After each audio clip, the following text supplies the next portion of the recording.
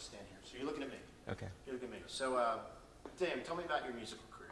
Well, when I was 8, I heard my first Beatles song, and I think it was "I Want to Hold Your Hand." And actually, I'm going to stop you a second. One thing I didn't point out, we got to watch. This is a good learning. So we have speed. All right, we're rolling. So, Dan, tell me a little bit about your music career and how you got into music.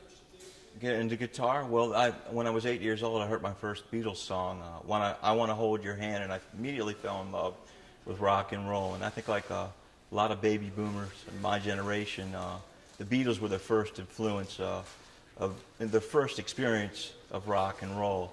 And from there, I graduated to the Rolling Stones. And once I heard "Get Your Ya-Ya's Out," the Rolling Stones live album from 1969 in Madison Square Garden, it was all over with. I just knew what I wanted to do, and I wanted to be a rock and roll star. I mean, that was my thing.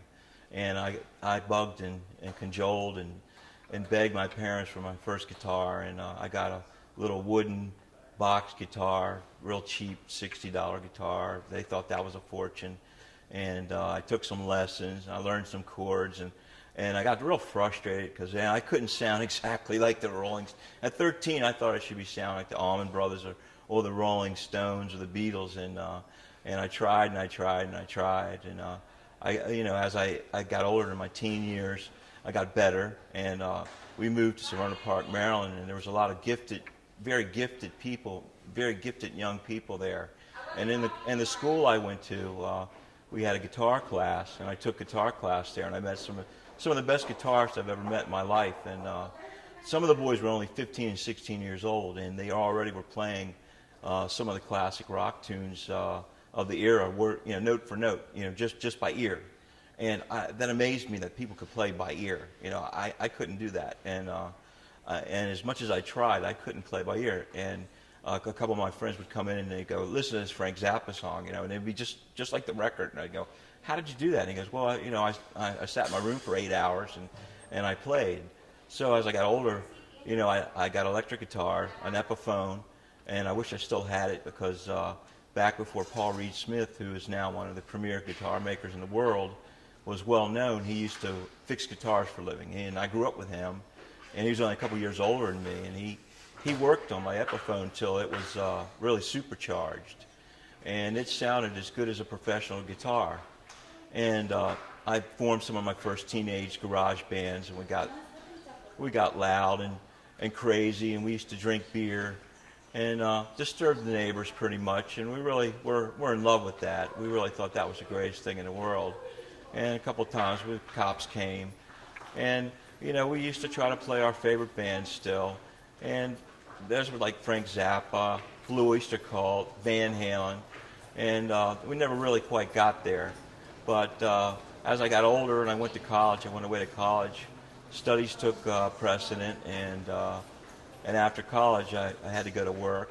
So I kind of put it away for a while until I turned 33, and I finally had enough money to buy a Paul Reed Smith, and I bought my first Paul Reed Smith for $1,000. And I took lessons, and I took lessons from a 19-year-old kid that just blew smoke over me, and he taught me so much. It was amazing, and I used to make little tapes of myself for people, and they used to think it was Van Halen or Frank Zappa, and I used to have to tell them, no, that's just me and my little boom box with some effects. And I kept on playing for a little while, and I had to give it up because I went for a master's degree at night, and I kind of gave up the guitar for a while, and I finally sold the Paul Reed Smith. But I still love guitar music. I still go to every concert that comes around, and I've lost most of my hearing due to playing loud music and listening to loud music most of my life, and I don't regret a minute of it. I don't regret losing my hearing to rock and roll. It's my thing, and I'm in love with it.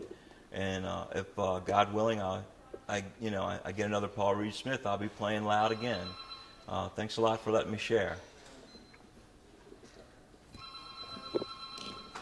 Hey, I'm Dan, and I'm going to talk a little bit about my experience with guitar. I started when I was 12 years old. There's some older guys in my neighborhood had some guitars, and they were trying to play some Eric Clapton and Rolling Stones.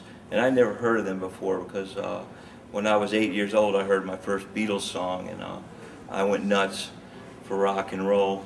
And the only thing I really listened to up until about the age of 12 was the Beatles. And after I got my first taste of the Rolling Stones, I knew what I wanted to do. I wanted to play guitar. And my parents bought me my first acoustic guitar, which was like a $40 plunker. And I took some lessons, and I tried to get, try to play songs off of albums, and it was just a terrible mess. And I took lessons for about 4 years, and then when I went to high school, I went to a very gifted high school where the people that played guitar there were extremely talented. We had young men, 16 years old, that were playing Frank Zappa, Blue Oyster Cult, Aerosmith, Grand Funk Railroad, note for note, just like the record. And I learned a lot, even though I couldn't keep up with them or play as well as them. I learned a whole lot of stuff from these guys. They were tremendous guitar players, and I continued to play. And I bought my first electric guitar, which was an Epiphone. And sadly enough, I no longer have that because I grew up in Annapolis, Maryland, and that is the home of Paul Reed Smith, probably one of the world's most renowned guitar makers. He sells $60 million worth of guitars a year, and almost every major rock group and major guitar player in the country has at least one Paul Reed Smith in their collection, if you watch them closely enough. And Paul Reed Smith worked on that Epiphone for me when I was learning how to play as a teenager, and he turned it in from a piece of junk into a high caliber guitar.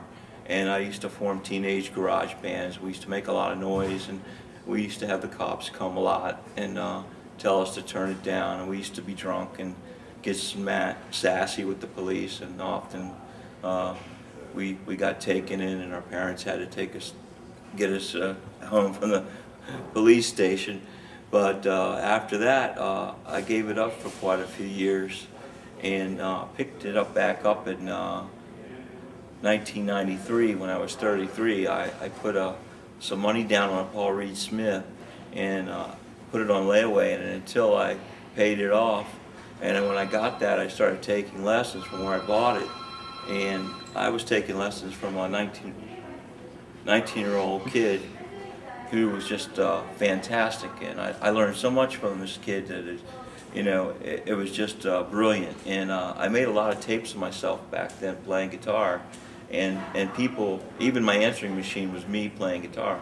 And people used to mistake me for Eddie Van Halen or Frank Zappa or some of the better guitar players of our generation, because that's how, the combination of the excellent equipment and the instruction that I learned, that I became very, very, very good guitar player, very dexterous with my fingers. And I played for a few more years and then worked at school. I went for a master's, and I had to stop playing at then.